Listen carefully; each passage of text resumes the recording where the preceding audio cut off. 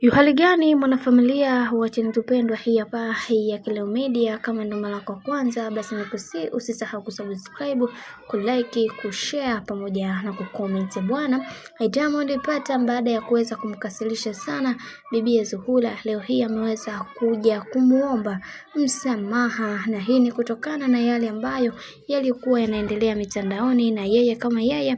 kama mwanaume amejisikia vibaya kuweza kuona mke wake na yeye anajisikia vibaya, hivyo akaamua kuchukua nafasi hii ya kuweza kuomba radhi kwa yale yote ambayo yaliyoweza kutokea, na amedai kwamba yeye hakuwa anahitaji yoyote, bali na nguvu za mashabiki ndizo ambazo zilizopelekea mpaka hayo yote kuweza kutokea. Lakini pia tumeweza kuona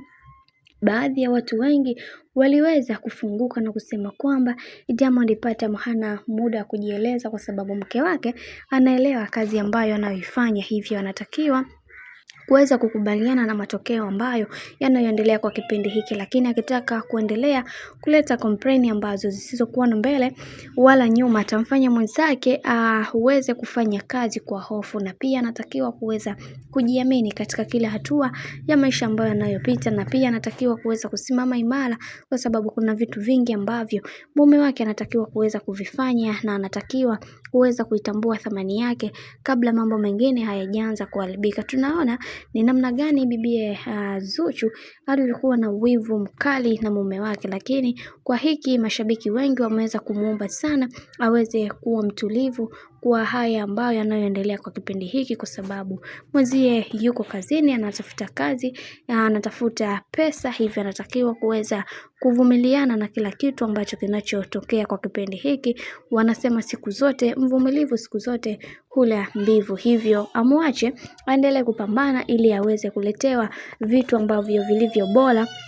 katika maisha yake, na pia anatakiwa kuweza kutambua thamani ya mume wake kwa kipindi hiki ambacho kinachoendelea, kwa sababu kuna vitu vingi ambavyo vimekuwa vikitokea, na wengi wao wanatamani kuweza kuona kila kitu kikiwa katika misingi na mikakati iliyo bora, maana kuna mambo mengi ambayo yanayoendelea